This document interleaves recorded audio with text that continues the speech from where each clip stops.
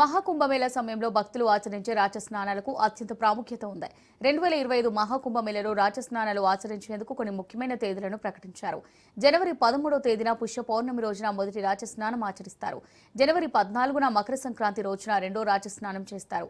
ఇక మూడో రాజస్నానం జనవరి 29వ తేదీన మౌని అమావాస్య రోజున ఆచరిస్తారు. నాలుగో రాజస్నానం ఫిబ్రవరి 3వ తేదీన వసంత పంచమి రోజున నిర్వహిస్తారు. ఐదో రాజస్నానం ఫిబ్రవరి 12వ తేదీన మాఘ పూర్ణిమ రోజున ఆచరిస్తారు.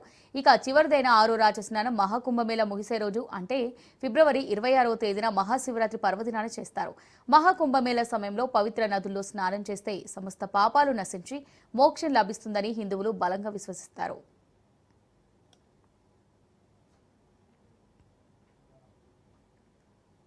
భారత చరిత్రలో కుంభమేళాకు ఎంతో ప్రాధాన్యత ఉంది. ప్రయాగ్రాజ్లో నిర్వహించే మహాకుంభమేళా ప్రపంచవ్యాప్తంగా ఉన్న హిందూ భక్తులకు, సాధువులకు ఒక పెద్ద ఆధ్యాత్మిక సదస్సుగా నిలుస్తుంది.